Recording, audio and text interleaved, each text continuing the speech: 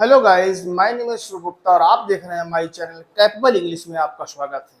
आज हमारा 12वां दिन है जिसमें हमने फिर एक छोटा सा पैसेज लेके आए हैं जिसको हम ट्रांसलेट करेंगे विथ स्ट्रक्चर, जिसमें हम प्रीपोजिशन, कंजंक्शन एंड सभी स्ट्रक्चर के बारे में फुली डिटेल से पढ़ेंगे। और मुझे आशा है, आई होप कि आप पूरा वॉच करेंगे और लाइक करें, सब्सक्राइब कर दें अगर चैनल में नए हैं, तो जिससे हमारे आने वाले वीडियो की इंफॉर्मेशन आपको मिल सके। तो प्लीज़ लाइक कर दें और कमेंट प्यारा सा कर देना वीडियो देखने के बाद। तो चलिए स्टार्ट करते हैं। एक किसान अपने खेतों में कई महीनों से काम कर रहा था, मगर उसको ज़्यादा लाभ नहीं हुआ। इस बात का उसे बहुत अफसोस था। उसने अपनी पत्नी से बताया तो वह भी बहुत दुखी हो गई। किसान का 4 वर्ष का बेटा था। किसान की पत्नी ने कहा, हमें अन्य शहर जाना चाहिए और हमें कुछ करना चाहिए। आने वाले समय में कई कठिनाइयों का सामना करना पड़ेगा क्योंकि हमारा जीवन बहुत गरीबी में बीता है। तो पहले देख लेते हैं, एक किसान अपने खेतों में कई महीनों से काम कर रहा था।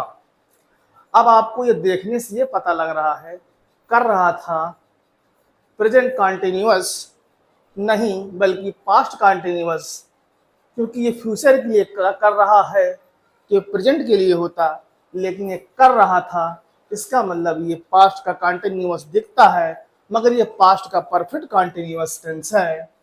क्योंकि जब कहीं समय से जिक्र हो जाता है तब वहाँ पे हैड बीन का प्रयोग करते हैं, फिर वो चाहे he she it third person singular हो या प्लूरल हो या सिंगुलर हो, सभी में हम हैड बीन का इस्तेमाल करते हैं और उसके साथ वर्ब के साथ आईएनजी लगाते हैं। ठीक, तो पहले हम लिखते हैं अ फार्मर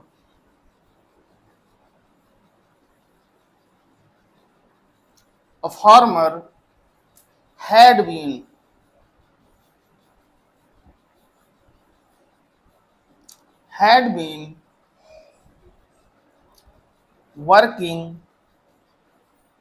वर्किंग हमारी वर्ब हो गई और उसमें आईएनजी हमारी वर्ब है, इसमें फोर्थ फॉर्म लगाएंगे। यानी फोर्थ फॉर्म मतलब ये हो गया आपका कि जैसे आपका आईएनजी लग जाएगा तो उसमें अगर सेकंड फॉर्म लगती है, थर्ड फॉर्म लगती है, जैसे आपका डू हो गया फर्स्ट फॉर्म हो गई, डिड आपका सेकंड फॉर्म हो गई, डन आपका थर्ड फॉर्म हो गई, और इसी डू के साथ आईएनजी लग जाएगी तो आपकी फोर्थ फॉर्म हो जाएगी, और इसी के साथ आपका डज लग जाएगा तो आपका फिफ्थ फॉर्म हो जाएगी, तो आपका छठा। इसमें तो आईएनजी लग गई तो ये वर्किंग हो गया। ठीक, a farmer had been working in his field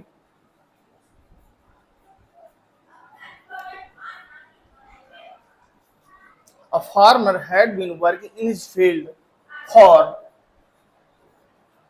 कई महीनों से, जिनको हम कह सकते हैं several days.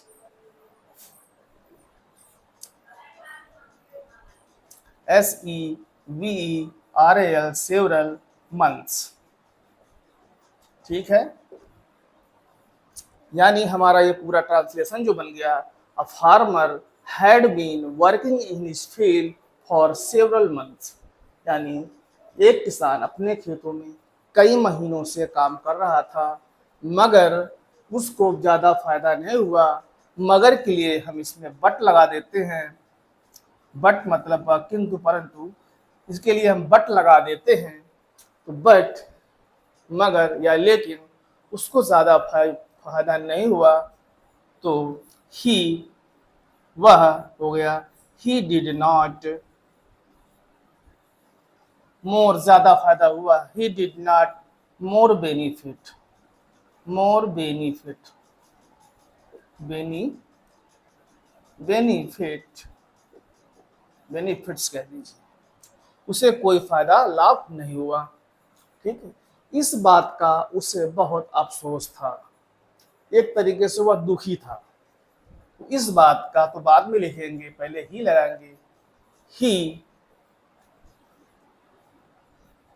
was very sad। was हमने क्यों लगाया? क्योंकि यह पास्ट का है और पास्ट का है, इसमें कोई एक्शन नहीं है, हम केवल अफसोस जता रहे हैं, ये कोई क्रिया नहीं है, मूविंग नहीं है, इसलिए he was very sad about it. About it इसलिए लिख सकते हैं इस बात पर, इस बारे में। He was very sad about it.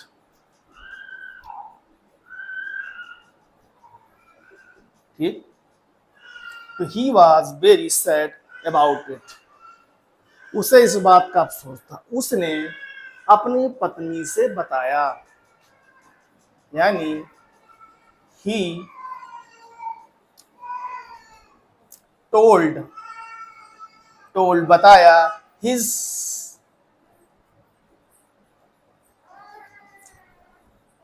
Her wife कर दीजिए आप, चूंकि फीमेल के लिए है तो आप ही टोल्ड हर वाइफ, उसने अपनी पत्नी से बताया। ठीक, ही टोल्ड हर वाइफ, उसने अपने पत्नी से बताया। तो के लिए हम कॉमा लगा सकते हैं, यहाँ पे आप कॉमा लगा दीजिए और इसके बाद तो वह भी बहुत दुखी हो गई। इसके लिए वह दुखी हो गई चूंकि फीमेल है, तो यहाँ हम सी का इस्तेमाल करेंगे, क्योंकि फीमेल के लिए सी और मेल के लिए ही का इस्तेमाल करते हैं। तो सी, शी आल्सो, यानी भी, आल्सो साफ से लिख देते हैं, ही आल्सो बिकम हो गई, बिकम वेरी सैड, या अपसेट कह दीजिए, वेरी सैड। ही आल्सो बिकम वेरी सैड, यहां लगा दीजिए कॉमा। किसान का 4 वर्ष का बेटा था। द फार्मर,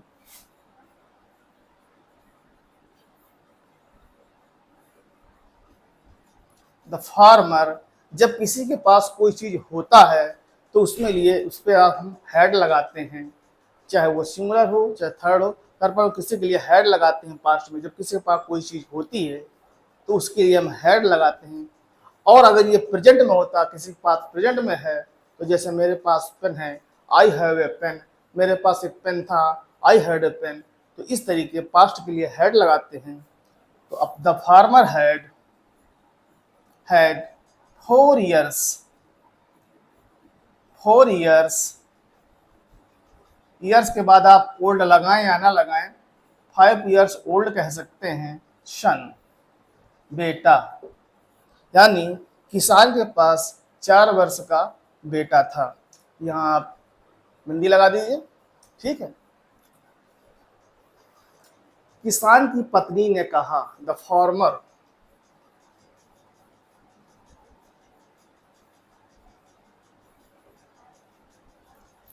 यहाँ पर एपॉस्ट्रोफी लगा के एस लगा दीजिए, तो इससे काफी का मीनिंग देता है कि किसान की पत्नी, वाइफ, किसान की पत्नी ने कहा, सेड, से मतलब का है ना, इसके second form said.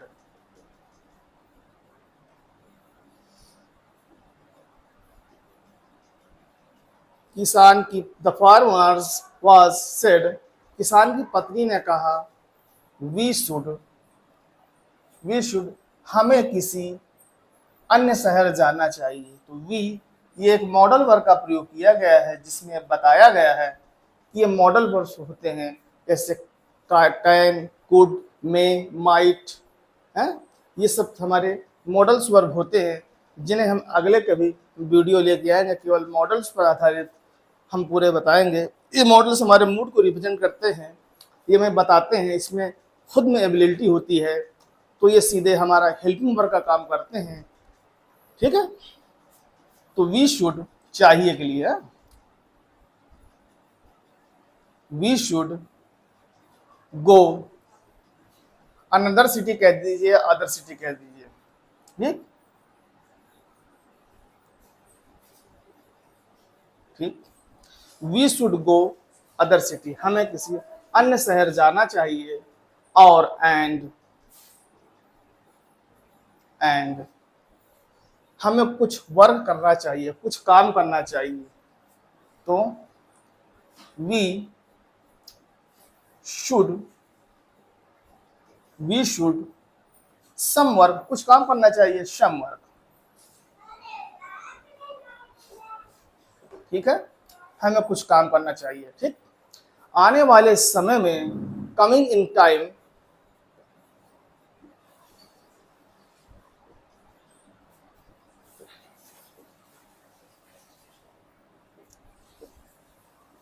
Coming in time will have to, करना पड़ेगा।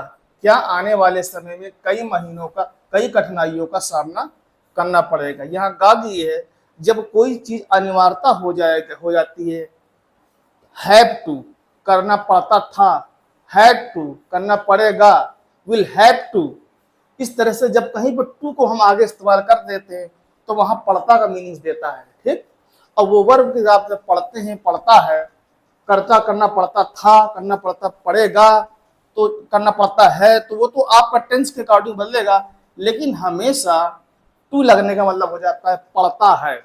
ठीक है, तो यहाँ आ गया coming in time will have to, will have to तब आ जाएगा पड़ेगा। ठीक, will have to several difficulties कह दीजिए आप, चाहे मेनी डिफिकल्टीज कह दीजिए आप, तो मेनी डिफिकल्टीज, DIFFICULTE,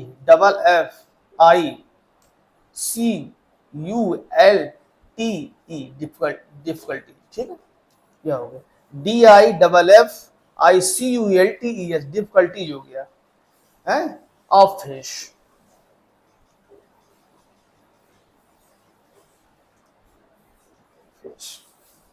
आने वाले समय में कई कठिनाइयों का सामना करना पड़ेगा, क्योंकि हमारा जीवन बहुत गरीबी में बीता है। क्योंकि लिए आप बिकॉज लगा दीजिए, बिकॉज आवर लाइफ, हमारा जीवन, अच्छे से लिखिए, आवर लाइफ, आवर लाइफ ऐसे लग जा, our life is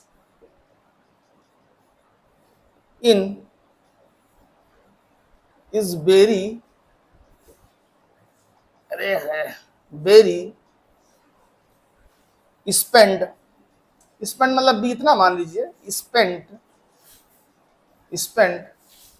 in poverty, POVERTY, poverty. ठीक है, आवर लाइफ, क्योंकि हमारा जीवन बहुत गरीबी में बीता है।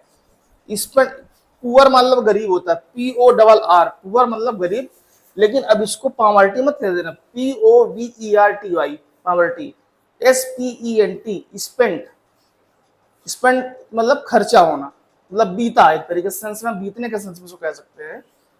तो हमारा ये ट्रांसलेशन कंप्लीट हो गया, पूरा छोटा सा पैसेज था, पढ़ लेते हैं एक बार। A farmer had been working in his fields for several months, but he did not more benefits. He was very sad about it. He told her with, she also became very sad. For farmer had 4 years old son. The farmer's wife said, we should go other city and we should some work. Coming in time will have too many difficulties of his, become our life is very spent in poverty. ठीक है, तो a farmer had been working in his field for several days, यानी एक किसान अपने खेतों में कई महीनों से काम कर रहा था, बट लेकिन he did not more benefit, उसे कोई लाभ नहीं हुआ।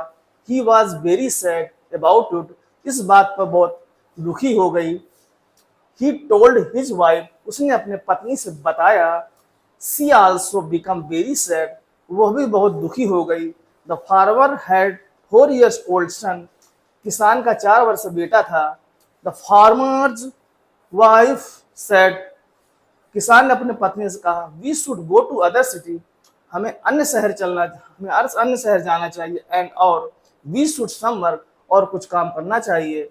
कमिंग इन टाइम आने वाले समय में will have to many difficulties, आने वाले समय में मेनी डिफिकल्टीज ऑफ फेस, आने वाले समय में हमें कई कठिनाइयों का सामना करना पड़ेगा।